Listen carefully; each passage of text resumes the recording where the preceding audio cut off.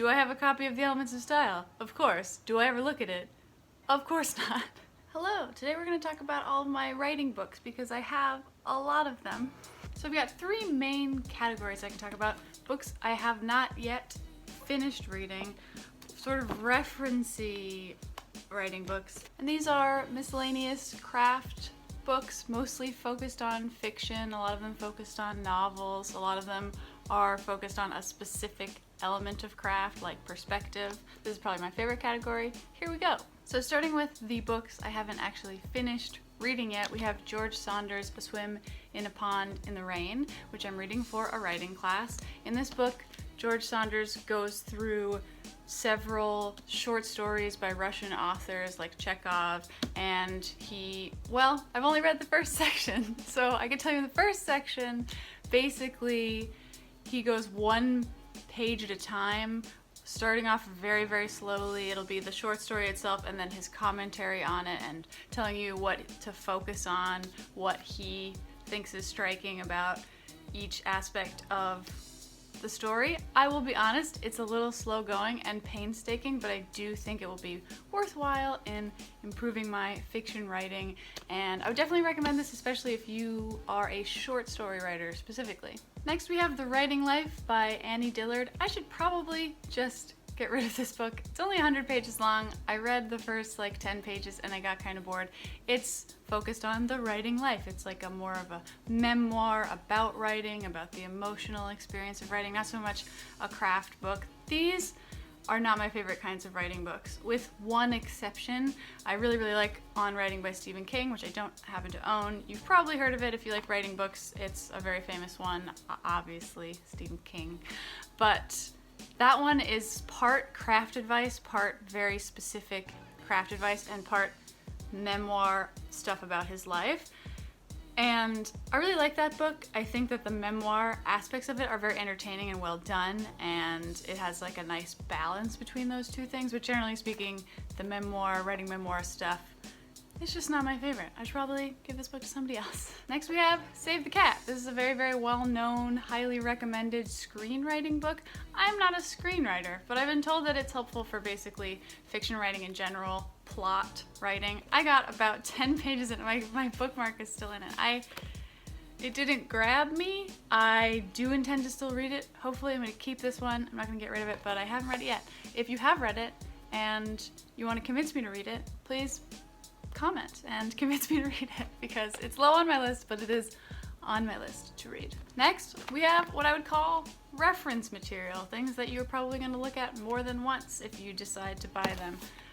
That said, do I have a copy of The Elements of Style? Of course. Do I ever look at it? Of course not. As a writer, I feel like this is just something I should have, But it's so old at this point. How much of this is really still useful? I don't know. I've read it. Okay, guys, I read it. I think of this as a referencey book, but I never actually reference it. So there's that. Next, we have some more modern reference type books. This one's called The Business of Being a Writer by Jane Friedman. She has an excellent, excellent writing blog, which you may or may not have heard of. I would recommend it. I would probably recommend this book more highly than anything else that I own.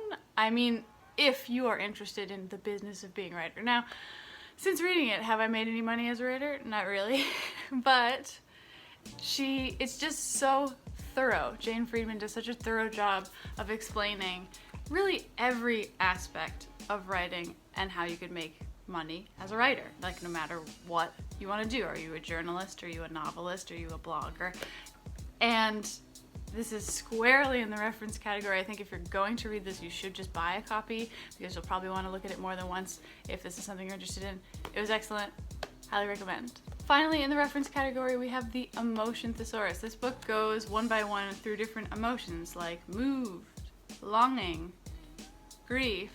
It provides a definition, which you probably don't need, because you know what emotions are, right? You're a grown-up. You clicked on a YouTube video about writing. It offers a list of physical signs and behaviors, internal sensations and mental responses, acute or long-term responses, signs that this emotion is being suppressed. I think that's really cool. There is a preface to this book that says, you can't just offer signs of an emotion over and over again. You have to think about your character. How would they express an emotion, right? We all might feel embarrassment in the same way, but if you're someone who expresses your emotions really openly, that would look really different from someone who maybe suppresses their emotions more. And so I think it's cool that they do offer, examples of what a person might do if they're feeling this emotion but suppressing it. And again, the preface does say, don't just say over and over that this anxious character's heart is racing.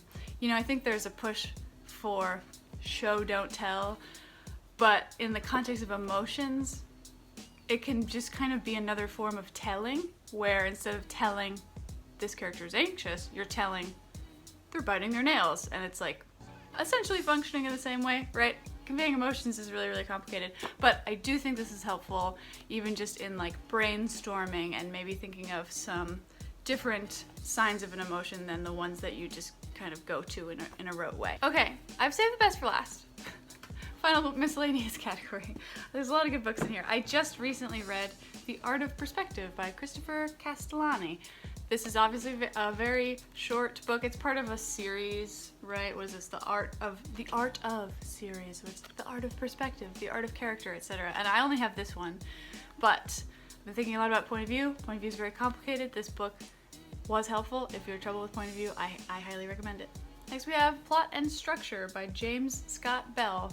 Don't recommend this one as much. I found it to be kind of a slog to get through. I read it years ago, so I don't have that much to say, but I didn't find it super duper helpful. It was good to have a book focused on plot, but I think there are probably better books out there. If you have a better book that you know of that's about plot and novel structure, please recommend in the comments, because this one's meh, it's fine. Characters and Viewpoint by Orson Scott Card. I talked about this in a video I made about Ender's Game. This book is really good. It's very, very good. I don't like Orson Scott Card as a writer or a person, but this is a very, very, very good book about characters and point of view, which again I do find kind of complicated, and this was helpful, so there you go. Steering the Craft by Ursula K. Le Guin. I feel like this book comes up a lot. Obviously, Ursula K. Le Guin is a very good writer. She knows what she's doing. There was some very helpful stuff in here about point of view and voice, but a lot of the other stuff was kind of repetitive from things I've read before, so this is not super high up on my list, but it's short. I got through it really quickly, but I don't know that much of it stuck. I feel like with a writing book, I measure how good it is in terms of how much of it sticks with me, and am I inclined to look at it again. I think a lot of these should be useful more than once, things that I want to return to, and this, I just don't think I'm going to open it again. So, How to Write a Novel by Nathan Bransford. I would recommend this if you are in the early brainstormy stages, or you just need a lot of motivation, pep talkiness, or if you haven't written a novel before. It is very good for beginners. It's very good for just general motivation. Very, very good for that. Not as good with nitty-gritty advice, craft advice. This isn't really a craft advice book. This is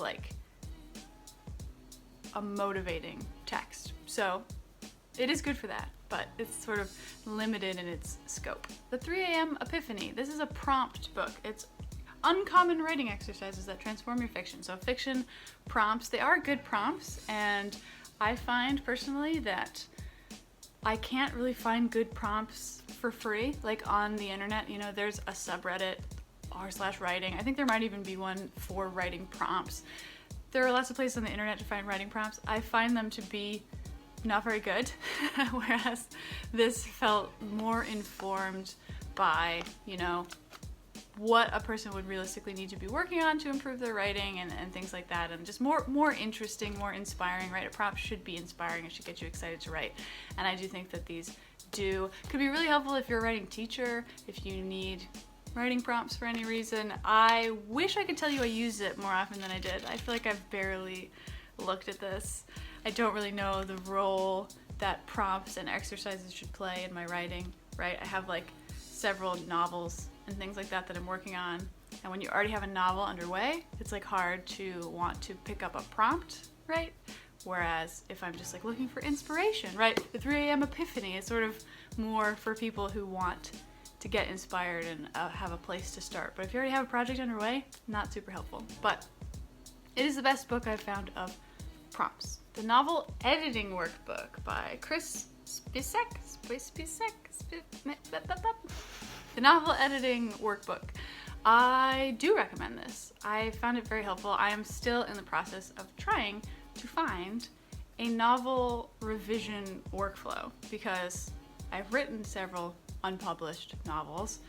I tend to give up at the revision stage, and I bought this to try to help me, and it did a little, but it's a system, right? And this system might work for you, especially if you don't have a system. But like all systems, it may or may not be the one for you. You might have to borrow aspects of it and leave other aspects behind, but I do think it helps in terms of like, the problem with editing a novel is it is not an essay, it is not a short story. You can't just sit down and read it from beginning to end every single time you go to edit because A, that would take too long, and B, you're gonna get incredibly, incredibly sick of your own writing. So this book offers ways for you to edit in a non-chronological way. So there'll be exercises that ask you to like search for specific verbs and specific words and look at those sentences, maybe improve those word choices, which is a way to not just like read through it in chronological order. And there are many other exercises that help you do that. I do highly recommend this. It's a workbook. It's something that you're supposed to use exercise by exercise, not something that you would just read through. I did find it helpful. So, finally, to show and to tell the craft of literary nonfiction. So, this is a little bit different. This is for people who write creative nonfiction, which, if you don't know, is like personal essays, memoirs, things like that. This book is excellent. There are not a ton of craft books focused specifically on creative nonfiction. There were a few years where I basically only wrote creative nonfiction, and so I was in search of books like this. This one is just extremely good. So if that's a genre you write, definitely buy it. Also, I love the title, To Show and to Tell, because again, I think a lot of us have a bit of a bone to pick with the show don't tell advice, because like sometimes you're gonna need to tell, and especially with creative nonfiction, like there's actually a lot of telling, and some of your favorite parts of a personal essay might be the telling bits. So there you have it. Those are all my writing books. If you have recommendations of good writing craft books, I would love to hear them. I'm not done building this collection. And just a reminder, friendly reminder, to subscribe.